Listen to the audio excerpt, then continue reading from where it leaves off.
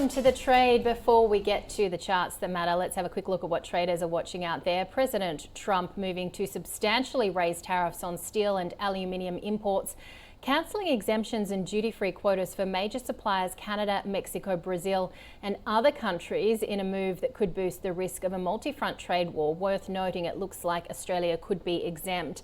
The dollar rising for a third straight session after the tariff news, and stocks also advanced. The European Commission saying it would react to protect EU interests after President Trump's announcement of impending metals tariffs, but won't respond until it has clarification on the measures.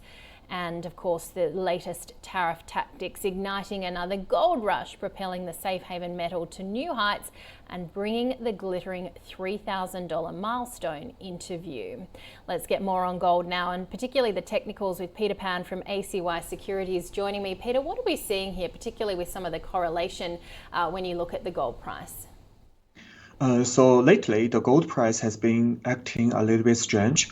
Normally, we say the gold moves in the opposite direction as the US Treasury yield, but over the past 6 months, the Treasury yield has been rising steadily, and gold price has gone up like along with them. So what's really going on here? So first, we need to understand what the fundamental factor is actually driving gold. So let's look at the chart. From the past year, gold has been the strongest correlation with commodities and the weakest correlation with the US stock and bonds yield. This tells us that the recent rise in gold price is mostly due to the demand for commodities, not because of its usual role as a safe haven or a currency alternative. This point is the key to understanding where the gold price might head next. But let's understand why is the gold reflecting commodity demand right now. Here is where the rolling correlation chart comes in. It has showed that the things start to change like dramatically right after Trump won the election. So the gold's connection to commodity gets very stronger while its relation with the US Treasury keep weakening. At the same time, its correlation with bond from other developed countries surged. This change I think is largely tied to the tariff introduced during Trump's presidency. So before the tariff were fully implemented, global commodity trading picked up the speed, acting as a buffer to prepare for the tariff. So meanwhile, the tariff has a negative impact on the economy of the exporting countries like Germany, like Europe, so especially in Eurozone, which likely lead to a loosening monetary policy there. So that's the reason why the gold price is much more correlated to those developed countries. So as a result, gold started to showing a strong negative correlation with short-term Euro bond yield. So let's talk about the gold recent surge. Price has been hitting a new high with some pretty aggressive moves. If you just look at the price, it can be explained why this is happening. But if you dig into the trading environment, a few unusual signals has stand out. For example, we have seen the BOE gold price is $5 below market price, which is very rare. It is because people are buying gold from England and transfer it to US because they are fear of the tariff. And also we have seen the gold future price shows backwardation, and the gold lease rate is soaring. These are all unusual. We haven't been seeing that for a long term. Yeah. So I think the gold price is in a let's say is in a very short strong trend. So the strategy we're focusing on is still riding the momentum with the target around 2950 to 3000. However, if the gold shows signs of reversing or the tariff are officially enacted, which has removed on the uncertainty in the market, the gold price will drop as far as as it has rise. All So right, drop Peter. as far So as I it just want rise. to jump Yeah. in there and see how we kind of trade this as well. Because if there is going to be a potential trade war, then you're going to see shocks, particularly on the Hong Kong and China markets. What is the Hong Kong 50 showing you at the moment? So recently, Hong Kong 50 I think it's the best performer globally. Along the major stocks, those linked to DeepSeek topic has been the biggest gainer, with the Hong Kong Tech Index leading the rally. However, this surge is mainly fueled by the speculative money, making it very unstable. The key reason behind this is not only about Hong Kong, it's about the global market.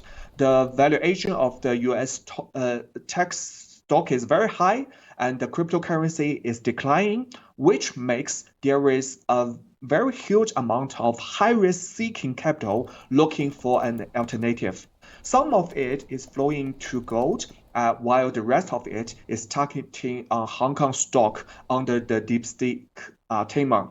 So let's keep it short. The rally is very strong, but it's still a short-term momentum play. We expect the Hang Seng Index to rise to like around 22,300 before facing a major correction.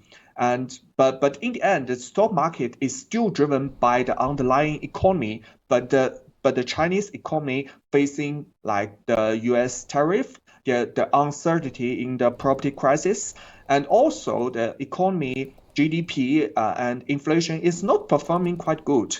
That explains the difference between Hang Seng Index, and China A15 Index. There is a huge difference there.